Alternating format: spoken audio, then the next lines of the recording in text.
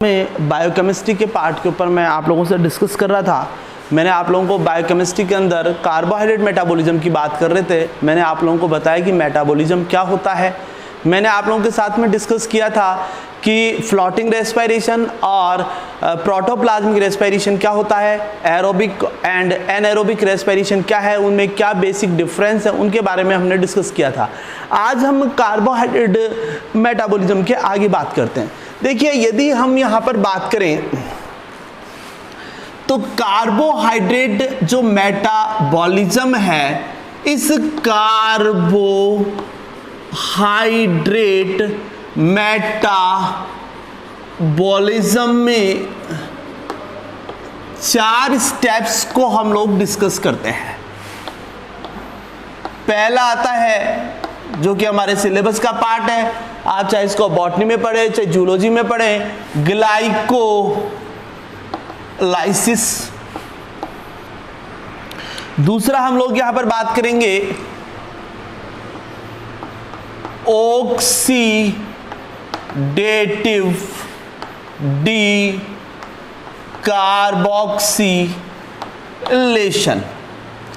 Third बात करेंगे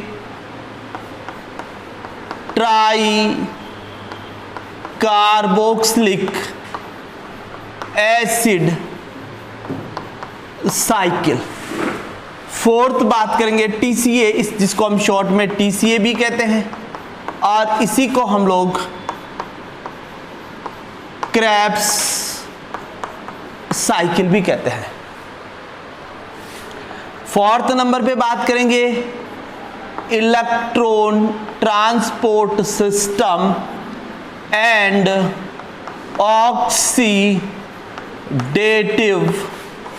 phosphorylation.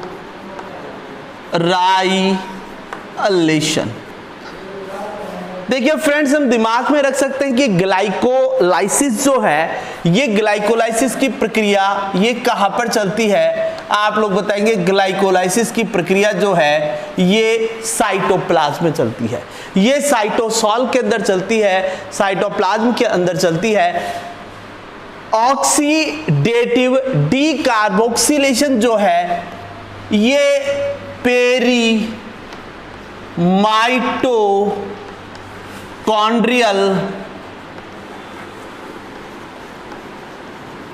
Space में संपन्न होता है, पेरीमाइटोकॉन्ड्रियल स्पेस में। इसी तरह से अगर हम टीसीए साइकिल की बात करें तो ये टीसीए साइकिल जो है ये यहां पर हम लोग बताएंगे ये माइटोकॉन्ड्रिया के मैट्रिक्स भाग में संपन्न होता है। तो हम लोग बता सकते हैं मैट्रिक्स ऑफ माइटोकॉन्ड्रिया, यानी कि माइटोकॉन्ड्रिया के मैट्रिक्स भाग में क्रेब्स साइकिल संपन्न होगी। और यहां पर अगर हम लोग बात करें इलेक्ट्रॉन ट्रांसपोर्ट सिस्टम की बात करें, यदि इलेक्ट्रॉन ट्रांसपोर्ट सिस्टम की बात करें तो इलेक्ट्रॉन ट्रांसपोर्ट सिस्टम जो है ये माइटोकॉन्ड्रिया की इनर मेम्ब्रेन पर संपन्न होता है, inner membrane of mitochondria.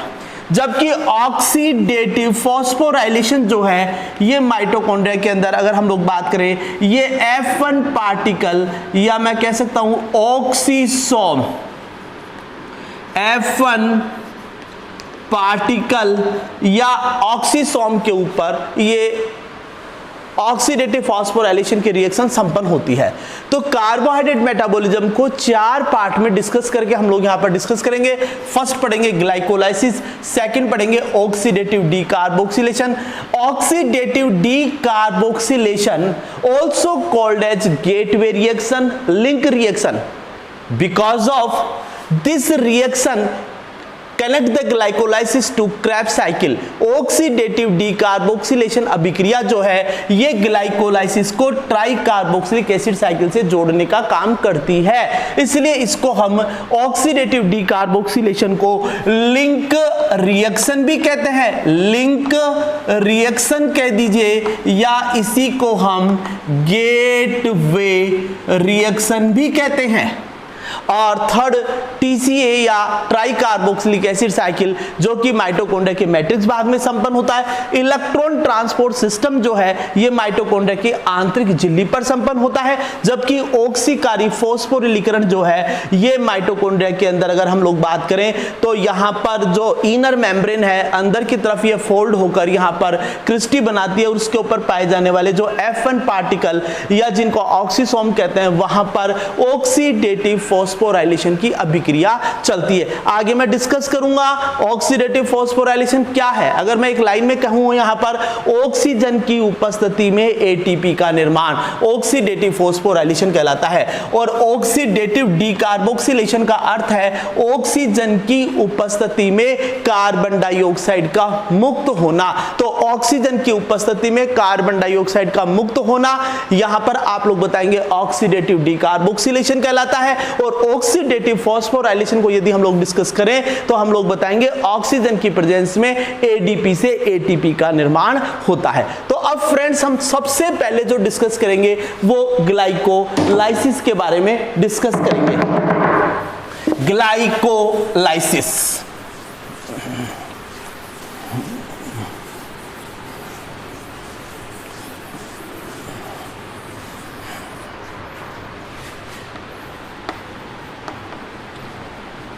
Glycolysis देखिए, ग्लाइकोलाइसिस को हम लोग EMP पाथवे भी कहते हैं।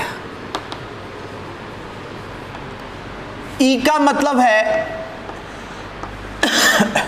एमडन, M मीन्स मेयर, P का मतलब पारनस, एमडन मेयर पारनेस पाथवे भी कहते हैं। ये जो एमडन मेयर पारनेस पाथवे की हम लोग बात करें इसी को हम लोग ग्लाइकोलाइसिस कहते हैं। तो ग्लाइकोलाइसिस के बारे में EMP, एमडन मेयर और पारनेस ने एक्सप्लेन किया था। चूंकि ये रेस्पिरेशन के दौरान होने वाली प्रक्रिया है ग्लाइकोलाइसिस, और रेस्पिरेशन का जो सेंटर है वो हम लोग सेल के अंदर माइटोकॉन्ड्रिया को मानते हैं। चूंकि ये माइटोकॉन्ड्रिया के बाहर साइटोप्लाज्म में संपन्न होती है इसलिए इसे एक्स्ट्रा माइटोकॉन्ड्रियल रेस्पिरेशन या रेस्पिरेटरी पाथवे के नाम से भी हम लोग इसको जान सकते हैं। ग्लाइकोलाइसिस का मतलब क्या है? यहां पर एक्चुअल में ग्लाइकोलाइसिस, ग्लाइको का मतलब ग्लूकोज, लाइसिस का मतलब टूटना, यानी कि ग्लूकोज का C6H12 O6 ग्लूकोज जो है इसका यहां पर ब्रेक डाउन होता है। यहां पर विभिन्न प्रकार के एंजाइम्स की उपस्थिति में ग्लूकोज का ब्रेक डाउन होता है। इस फिनोमेना को हम लोग यहां पर कहते हैं ग्लाइकोलाइसिस। तो ग्लूकोज के टूटने से यहां पर कार्बन डाइऑक्साइड, वाटर और प्लस यहां पर एनर्जी रिलीज होती है। लेकिन हम लोग अगर बात करें तो ये पूरा का पूरा ग्लाइकोलाइसिस भी आ जाएगा इसमें, इसी में क्रेब्स साइकिल भी आ जाएगा और इसी के अंदर आपका ETS और ऑक्सीडेटिव फॉस्फोराइलेशन आ जाएगा। लेकिन यदि मुझे ग्लाइकोलाइसिस तक की बात करनी है तो मैं यहां पर ये कह सकता हूं कि यहां पर ग्लूकोज के टूटने से यहां पर पाइरुविक एसिड का फॉर्मेशन होता है। पाइरुविक एसिड में 3 कार्बन के यहां पर हम लोग बताएंगे कितने मॉलिक्यूल्स होते हैं, 2 मॉलिक्यूल्स। तो यहां पर break down of glucose into pyruvic acid in the presence of various types of enzymes, this phenomena is called as glycolysis. Glucose का पाइरुविक एसिड में टूटना ग्लाइकोलाइसिस कहलाता है। और ग्लाइकोलाइसिस की अगर हम लोग आगे डिस्कस करें कि ग्लाइकोलाइसिस की प्रक्रिया कहां पर संपन्न होती है, ये साइटोप्लाज्म में संपन्न होता है। एक बहुत सिंपल सी बात है, यदि साइटोप्लाज्म में से यदि सॉलिड पार्ट को यदि हटा दे तो रिमेनिंग पार्ट साइटोसोल कहलाता है। तो यहां पर साइटोसोल या साइटोप्लाज्म हम कॉमनली यूज करते हैं, तो यहां पर ये थोड़ा ध्यान रख सकते हैं आप लोग कि साइटोप्लाज्म और साइटोसोल में बेसिक डिफरेंस क्या है कि साइटोप्लाज्म जो है उसमें लिक्विड प्लस सॉलिड दोनों पार्ट है और यदि उसमें से हम सॉलिड पार्ट को यदि रिमूव कर दें तो जो रिमेनिंग पार्ट है वो पार्ट आपका यहां पर क्या कहलाएगा, साइटोसोल। तो यहां पर अब सवाल उठता है कि ग्लाइकोलाइसिस की प्रक्रिया साइटोप्लाज्म में ही क्यों चलती है। तो उसका सबसे बढ़िया और उपयुक्त रीजन ये है कि ग्लाइकोलाइसिस की क्रिया साइटोप्लाज्म में संपन्न होती है। क्यों? क्योंकि साइटोप्लाज्म के अंदर ग्लाइकोलाइसिस के एंजाइम्स पाए जाते हैं। तो ग्लाइकोलाइसिस के जो एंजाइम हैं वो साइटोप्लाज्म के अंदर पाए जाते हैं, इसीलिए ग्लाइकोलाइसिस की प्रक्रिया साइटोप्लाज्म में संपन्न होती है। फिर यहां पर अगर हम लोग आगे डिस्कस करें कि ग्लाइकोलाइसिस के जो एंजाइम्स हैं वो प्रत्येक लिविंग सेल्स के अंदर पाए जाते हैं। क्योंकि प्रत्येक लिविंग सेल ग्लाइकोलाइसिस की क्रिया करती है, अर्थात ग्लाइकोलाइसिस के एंजाइम जो है वो यूनिवर्सल एंजाइम होते हैं। कैसे एंजाइम होते हैं? यूनिवर्सल एंजाइम होते हैं। फिर हम लोग आगे डिस्कस करें कि ग्लाइकोलाइसिस जो है इसमें ऑक्सीजन प्रयुक्त नहीं होती, ना ही CO2 मुक्त होती। तो यहां पर नो कंजम्पशन ऑफ O2 और नो रिलीज द CO2। तो ना तो यहां पर CO2 मुक्त होती है ना O2 काम आती है, तो O2 प्रयुक्त नहीं होती, O2 का यहां पर कोई यूटिलाइजेशन नहीं है, इसलिए यहां पर CO2 भी रिलीज नहीं होती।